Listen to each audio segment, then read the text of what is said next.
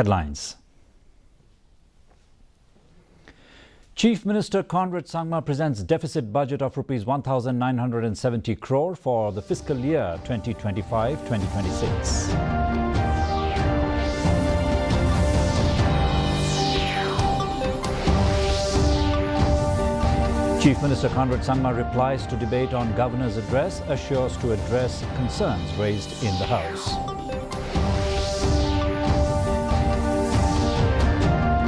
Chief Minister Conrad Sangma says government is open to discussion on Article 371 if demand arises. And Chief Minister Conrad Sangma writes to Assam counterpart seeking cooperation to address air pollution in Birmingham. The news in detail. Meghalaya Chief Minister Conrad Sangma, who also holds the finance portfolio, today presented a deficit budget of Rs 1,970 crore for the fiscal year 2025-2026 in the State Assembly. Presenting the budget, the Chief Minister informed the House that the state government expects to earn revenue of Rs 25,627 crore, while the state's expenditure is expected to come up to Rs 27,597 crore, leaving a deficit of Rs 1,970 crore. Sangma also said that the interest payments for 2025-26 are estimated at Rs 1,347 crore and the pension payments at Rs 1,824 crore. During his speech, the Chief Minister also said that the fiscal deficit has been maintained below the permissible limit of 3.5%. Chief Minister Conrad Sangma has termed the budget for the fiscal year 2025-26 as a people's budget. Talking to reporters after presenting his budget in the Assembly today, Sangma mentioned that Focus and Focus Plus programs are meant directly for farmers. He also informed that the state government will start a CM scholarship scheme which will be beneficial for students. The Chief Minister also mentioned that the programs like CM Assures will be beneficial for farmers during distress times. According to him, all programs mentioned in the speech on development of sports infrastructure will help the youth. Apart from that, programs like CM Assure, this is meant for the farmers during their distress. We have kept, last year itself we kept 100 crores. This year again we are adding another 50 crores. So we'll have a pool of 100 plus crores in this kitty. And as per requirement, we'll keep topping this up. But this money will be available to help farmers during their distress that is there. All the programs I've mentioned in the discussions in the speech, if you look at it, whether it is if you look at the programs for the sports that we're going to create, these are all infrastructures that are going to directly support the youth and give the opportunity to the youth. In his response to the Governor's address during the budget session, Chief Minister Conrad Sangma acknowledged the wide range of issues raised and noted that, while it would be challenging to address every concern in detail, he assured that all points would be carefully considered. Specific topics raised during the debate were addressed in his response. The Chief Minister emphasized that the MDA government's various schemes over the years have always prioritized the welfare of farmers, a vital sector, as over 75% of the population is involved in agriculture. Sangma assured the Assembly that the government would take necessary actions to address the raised concerns. We had tried to share different development programs, the different schemes and policies that this MDA-2 government has tried to bring in the last many years. So the farmers have always been a very important section of our society. 75% plus people are engaged in farming activities or farming related activities. Chief Minister Conrad Sangma said there has been no discussion regarding Article 371, nor has any committee been formed to discuss the matter. He said this in response to a question from MLA of North Shillong, Shri Adelbert Nongrum, about Article 371 during the ongoing budget session of the Meghalaya Legislative Assembly today. However, he said that if there is a demand or valid reason for a discussion, the government will consider it. The Chief Minister added that there has never been a felt need to consider Article 371 as the state falls under the 6th schedule. Sir, of course, if there is a requirement and there is a demand, and if there is any reason for us to allow a discussion to take place on the matter, we can have particular provisions. But as I said, as of now, the state, the schedule areas, we come under the 6th schedule, and the provisions are there to protect us and our culture, our land, our people. Deputy Chief Minister Preston Tinsong, responding to the question raised by Maurang Kaneng MLA Heavingstone Kharpran about the setting up of a fire and emergency services station, stated that the matter is still in progress. He informed that the government has recently acquired the land, which spans 22,000 square feet, and it has been handed over to the Home Police by the Deputy Commissioner. He added that the preparation of the detailed project report for the construction of the building will begin soon, and once completed, the fire station will be operational. Recently, government has taken over the land. And the total area is about 22,000 square feet. And we have just taken over, and the DC has already handed over to Home Police. And very soon we are going to prepare DPR for construction of the office building of the fire service station, and once that is completed, sir, the station fire service station will be ultimately operationalized. Education Minister Rakam Sangma, in response to a question from Leader of Opposition Dr. Mukul Sangma about the College of Architecture and Urban Planning in Tura, informed the House that the civil works for the college have been concluded. He further mentioned that the department has created 46 new positions for the establishment of the college. Despite some delays, Sangma assured that the work is now finished and the department is in the process of seeking approval from the All India Council for Technical Education, AICTE, before making the college operational. The website opened once a year, that is on December and in the month of December only.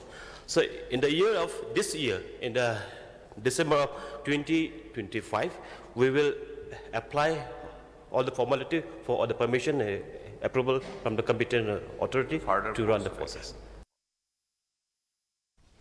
Chief Minister Conrad Sangma, in response to the call attention raised by Jirang MLA S. Sotun regarding the news report on poor air quality in Bernihat, Meghalaya, stated that the government is serious about addressing this issue and is taking all necessary steps.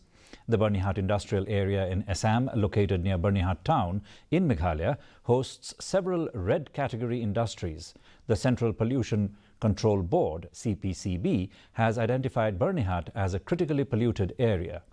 Following directions from the National Green Tribunal and the CPCB, the Assam Pollution Control Board has developed an action plan and is taking adequate measures to improve the environmental quality in Bernihat. Sangma said he has written to the Chief Minister of Assam requesting the two state pollution control boards to work together to address the issue. There is certain level of pollution or activities from both sides. I think that is number one. So to say that it is only happening on Meghalaya's side or only happening on Assam's side would not be fair, and it would be difficult to really pinpoint that.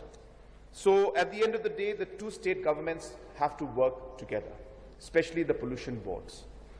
And I'm happy to inform you that I have written a letter to the Honorable Chief Minister of Assam requesting him for the same, that because of the air pollution quality and the AQI in Bernihat, which happens to be a border area, the two states and the two pollution boards must work in proper coordination and collaboration.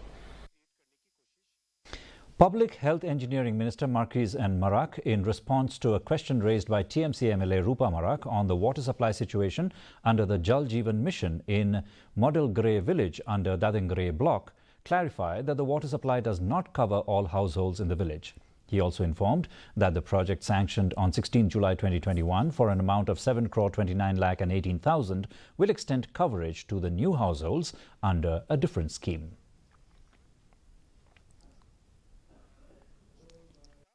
The project was sanctioned on 16/7/2021 for an amount of 7 crore 29 lakhs 18,000 to cover two villages, as I said, Ajrigri and Dadingri. The scheme provides coverage to Modelgiri village, which is one locality under Dadingri village. The scheme is physically completed and has been provided with functional household tap connections to 856 households.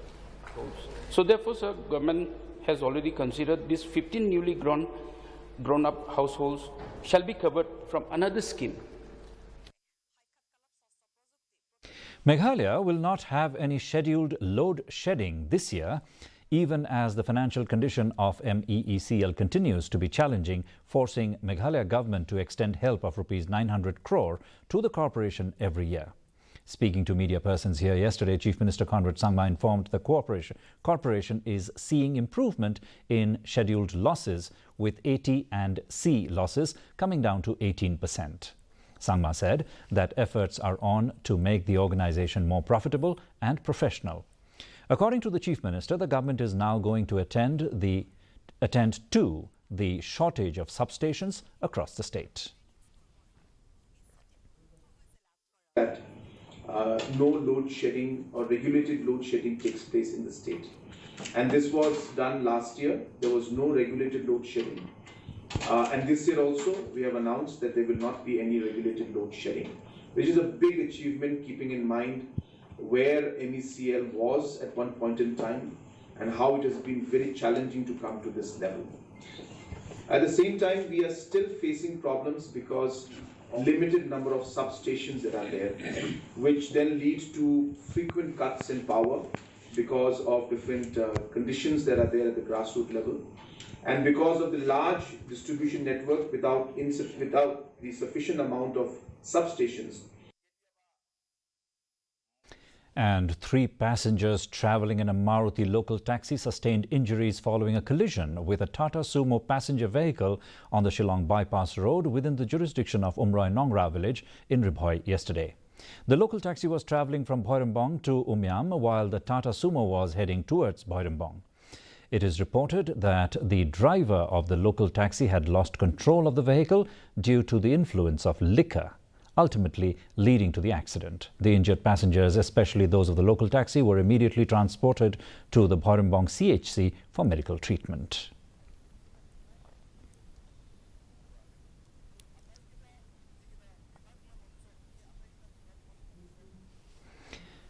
And a quick look at the weather report now. First, let us take a look at the weather report for Tura.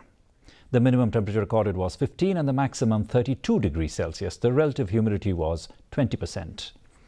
Moving on to Shillong, the minimum temperature was 10 degrees Celsius and the maximum 20.5 degrees Celsius. The relative humidity was 34%. And in Jowai, the minimum temperature recorded was 10 degrees Celsius, the maximum 22 degrees Celsius. The relative humidity was 34%. The forecast for Tura, Jowai and Shillong indicate that dry weather is likely to occur at most places. And another look at the headlines before we wind up. Chief Minister Conrad Sangma presents deficit budget of Rs 1,970 crore for fiscal year 2025-26. Chief Minister Conrad Sangma replies to debate on Governor's address, assures to address concerns raised in the House.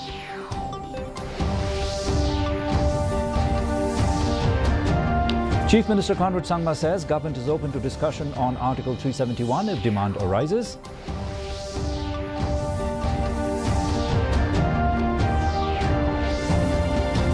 And Chief Minister Conrad Sangma writes to Assam counterpart seeking cooperation to address air pollution in Birnihat. Well, viewers, that's all we have in this edition of the Bulletin. Join us again tomorrow evening for more news and updates.